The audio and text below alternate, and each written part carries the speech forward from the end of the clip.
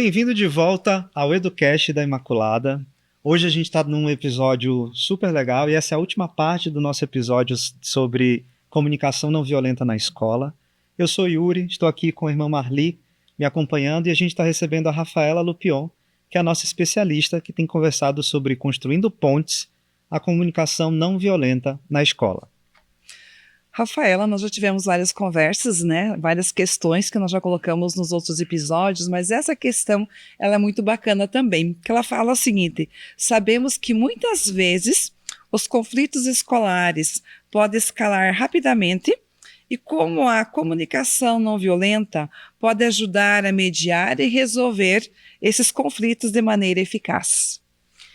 Bom, irmã, a comunicação não violenta ela é uma abordagem muito eficaz para a gente mediar e resolver os conflitos dentro da escola.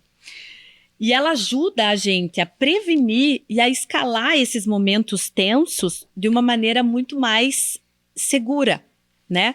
Por quê? Porque com técnicas, com formação, né, os nossos professores, os nossos colaboradores, eles conseguem mediar e conduzir as situações de uma forma muito mais amena e tranquila, sempre acolhendo aquela criança, aquele jovem, mediante todas as suas necessidades. A questão dos sentimentos, né, quando a gente fala de adolescente, né, é hormonal, né, por vezes são questões que eles não têm controle e que a gente precisa ensiná-los a lidar com isso, né, e o espaço da escola ele tem que estar aberto e ele tem que entender esse momento biológico, né, do jovem ali, do ser humano, para que possa, com muita habilidade, contornar isso sem que se potencialize, né? A expressão clara, né, a comunicação clara e também pautada em sentimentos é algo que é muito importante, né? Dizer, Yuri, eu entendo o que você está sentindo, eu sei que não deve estar fácil você lidar com tudo isso, mas... E aí você contrapõe. Então, você sempre começa de uma forma positiva o contraponto para depois trazer o ponto que talvez precise de melhora. Muito diferente de você chegar por e dizer, Yuri, não é possível de novo você fazendo isso? Engole o choro. Engole o choro. Exatamente. Não, entrega o lenço e diz, olha, eu entendo que você pode estar triste, que você precise colocar para fora, vou dar esse tempo para você, mas no segundo momento a gente vai sentar para conversar sobre o que aconteceu, porque foi uma situação que não foi tão prazerosa para tua sala, para tua turma, enfim, é técnica, é treino, porque existe a possibilidade de você falar a mesma coisa, só que de um jeito diferente que vai contemporaneizar e não vai deixar o negócio escalar de um jeito que depois, né, por vezes você tem que chamar até o Papa para te ajudar a contornar aquela situação, né? A escutativa é fundamental, né? Primeiro escuta, depois você faz os teus contrapontos, porque por vezes o que aquela pessoa precisa é falar. E aí se você deixa ela falar até o final, você vai precisar falar muito pouco, porque aí ela já botou para fora. Encurta o caminho. Encurta o caminho, né? Agora, se a pessoa chega para falar e você já diz, não, espera que eu vou falar primeiro, Yuri, porque teu filho fez isso. Não, deixa o pai falar, trazer toda aquela versão que ele escutou em casa, acolhe e num segundo momento faz o contraponto. Então isso faz com que você também conduza as coisas de uma forma mais amena, né? E por fim, o mais importante de tudo é sempre criar um espaço, um ambiente seguro, onde todos se sintam à vontade e confortável para falar o que sentem e, ao mesmo tempo, também escutar o que se faz necessário. Então, acho que esses 4 pontos são fundamentais para a gente fazer esse gerenciamento, né, de tensão que ocorre todo dia dentro da escola, né, porque todos nós somos humanos, de uma forma mais leve e torne esse ambiente mais acolhedor, né, mais sereno, no sentido de que já tem um monte de problema que a gente precisa lidar. A gente não precisa ter que ficar lidando com mais esses, né? E, Rafa, é muito importante pensar também na consequência do pós-escola. Sobretudo porque imagina que a gente vai ter, né, pessoas que passaram dentro do universo escolar por esse movimento de comunicação não violenta e serão pessoas que não vão, numa briga de trânsito, sacar uma arma e cometer uma atrocidade. E são pessoas que vão ter mais entendimento sobre aquele movimento, entendimento sobre as suas emoções, sobre esse lugar mesmo de escutar o outro, sobretudo na relação com o outro, né, que é o mais importante. E a gente não pode esquecer que as pessoas, né, as crianças, enfim, elas aprendem pelo exemplo, né? Quem que já não teve a oportunidade de ver a menininha imitando a professora em casa, né? Quantas crianças eu já vi fazendo isso e que a gente acha bonitinho, dá risada, mas por vezes ela está replicando a forma como a professora de fato está trabalhando dentro da sala de aula. E que se a gente fosse olhar mesmo, você ia falar, opa. Aí tem. E que às vezes também o aluno ele vai lembrar de tudo, mas não tanto da matemática do português. Né? Outra matéria vai lembrar, olha, aconteceu comigo tal coisa e o professor, alguém veio conversar comigo lá na escola, isso fez mudar minha forma de ser.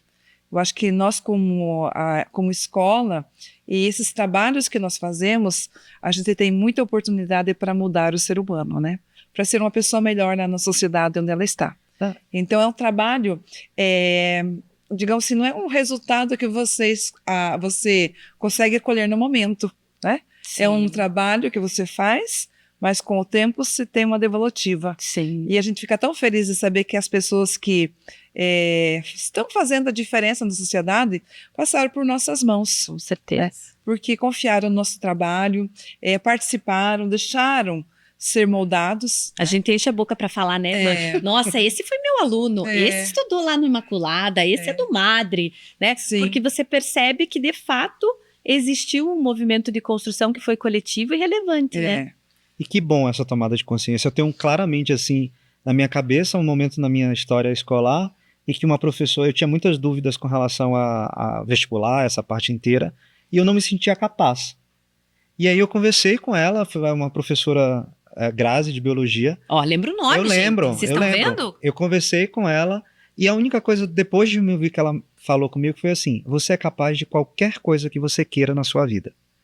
Isso teve uma força, uma potência tão grande, porque, de fato, depois daquilo ali, não é que eu virei o super-herói e me senti capaz, mas eu tinha alguém que acreditava em mim e que reverberou positivamente esse lugar de crença, e, enfim, e aí a vida aconteceu como tinha que acontecer. A gente não tem noção do impacto, tanto para o positivo quanto para o negativo, que por vezes a gente traz e coloca na vida de uma pessoa, né? Então é muito sério isso. Muito, muito. E aí eu quero falar por um dos responsáveis aqui, para um dos responsáveis sobre esse processo de comunicação não violenta, que é você que me escuta aí, pai.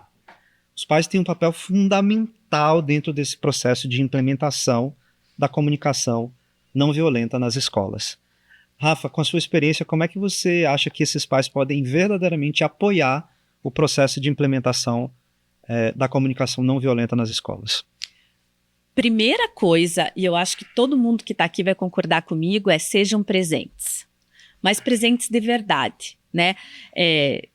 Vocês cansam de ouvir aí das maiores sumidades que falam sobre família e escola, que é o tempo de qualidade e não a quantidade que colabora na formação do filho, né? E na verdade é qualquer tempo, né? Qualquer tempo que você esteja com ele, procure se fazer presente de uma forma positiva, né? E não construir memórias e lembranças que não sejam positivas. Olha o exemplo que você trouxe da tua professora.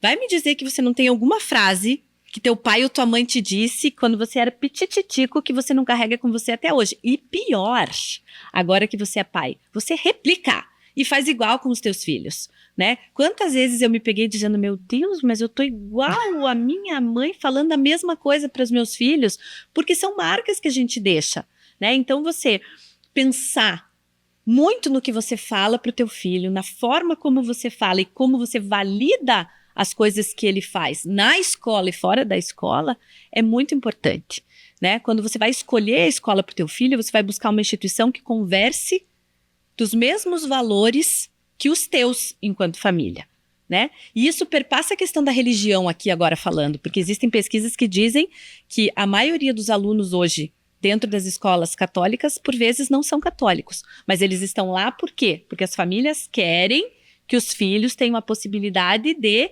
construção de valores, né? Então, quando a gente busca uma escola que te traz essa oportunidade, precisa aproveitar, né? Então, participar das formações ofertadas pela escola, das reuniões, dos mutirões, das ações sociais, da festa junina, do dia da família, enfim, se fazer presente na vida do teu filho, de fato, né? com o coração aberto, com o ouvido aberto, sem dúvida nenhuma é a melhor forma de você ajudar o teu filho nessa caminhada e contribuir na formação dele enquanto sujeito que vai voltar para o mundo e vai ser pai e mãe um dia e vai replicar aquilo que ele aprendeu com você. Perfeito. Olha, Rafaela, eu sei que você anda por muitos lugares na área de educação. E como diz uma vez educadora, sempre educadora, né? Com certeza, aonde passa, deixa suas marcas também. E tem coisas que às vezes também te chamam a atenção. E nós temos uma pergunta aqui que coloca: imagino que você tenha boas histórias de sucesso para nos contar. Pode compartilhar uma história marcante que demonstra o impacto positivo da comunicação não violenta nas escolas? Então, a gente teve vários exemplos aqui. Eu sei que você tem contato com muitas escolas, muitas pessoas que têm grandes experiências na área de educação e acabam compartilhando com você o dia a dia das escolas ou onde as pessoas trabalham, né? Então, você tem alguma história, alguma experiência que você pode compartilhar conosco que foi positivo esse impacto? Olha, irmã, certamente, né, já tive a possibilidade de ter contato com diversas experiências marcantes, mas eu acho que eu quero compartilhar com vocês hoje uma das fontes de maior aprendizado que eu tive ao longo de toda essa minha história, que foi quando eu atendi uma fundação de crianças carentes, num bairro assim complicadíssimo do Rio de Janeiro, onde essas crianças tinham uma vivência e uma convivência extremamente difícil, não pautada, né, em técnicas e princípios da comunicação não violenta, mas que quando eles vinham para esse espaço, eles tinham que conviver e aprender que existiam outras possibilidades, né, de comunicação, de construção, de engajamento, né, com pessoas e com família. E aí um certo dia eu estava nessa fundação e veio um menino que tinha estudado a vida inteira, né, ali na fundação e que hoje, naquela época, trabalhava, né, e ele, do lado da pessoa que conduzia a fundação, ele parou do meu lado e disse assim: sabe, Rafaela, eu tive uma oportunidade que poucas crianças tiveram, porque muitas crianças como eu, eles não vão ter oportunidade de sair desse mundo e viver experiências significativas e diferenciadas, porque o único modelo que eles têm é aquele da casa ali, do entorno da comunidade. E eu pude perceber que existem milhares de outras formas de você se comunicar e ser, né? Porque você não precisa ser daquele jeito que o mundo ali tá te ensinando a ser. Que é possível sim fazer diferente com pouca coisa, porque eles tinham pouquíssimos recursos, mas as pessoas que estão ali com muito amor, escuta e acolhida fizeram com que eu percebesse isso. Então eu acho que, sem dúvida nenhuma, aquilo foi um caminho para mim de aprendizado, porque o que a gente mais escuta, e o Yuri vai poder corroborar com isso, por vezes quando você transita aí nesse Brasil que tem uma diversidade cultural e financeira também bastante diversa. Ah, mas aqui a gente não tem muito recurso. Não, mas aqui a internet não sei o quê. Não, mas é que aqui a gente não consegue sair. Não, mas não é aqui, né? Porque às vezes quando a gente quer, a gente faz muito com muito pouco, né? Então eu acho que esse foi um dos maiores aprendizados que eu tive e que de fato acreditar, como a professora acreditou e disse para o Yuri, faz muita diferença. A gente não pode deixar de acreditar na potencialidade dos nossos alunos e de propiciar para ele experiências diferentes, que por vezes é só na escola que ele vai ter essa oportunidade. Então, eu achei bem interessante essa nossa conversa, né? E faz a gente refletir muito sobre o poder que nós temos em nossas mãos de fazer o bem, de mudar, de moldar, de fazer com que a pessoa também ressignifique a sua vida, né, busque suas potencialidades e que a comunicação não violenta e a questão dos círculos restaurativos, ela é uma arma poderosa nas nossas mãos, porque a gente pode fazer com que muitas pessoas mudem a sua vida. E nós temos que saber usar essa arma de uma forma ética e de uma forma assim que a gente use para a construção do bem. Né? Que a gente possa, através desse trabalho que nós fazemos, a gente possa fazer com que as pessoas se tornem conscientes da sua responsabilidade, cada um lá na sua atividade, lá na sua casa, aonde está, na sociedade, possa fazer com que essa sociedade seja diferente, sejam pessoas do bem. Então, acho que essa nossa conversa hoje foi muito rica. E tenho certeza que vai fazer muitas pessoas acreditarem de que a gente pode mudar o mundo através da educação, através do potencial que as pessoas têm, através do entendimento, e que nós podemos fazer muita coisa com pouca coisa.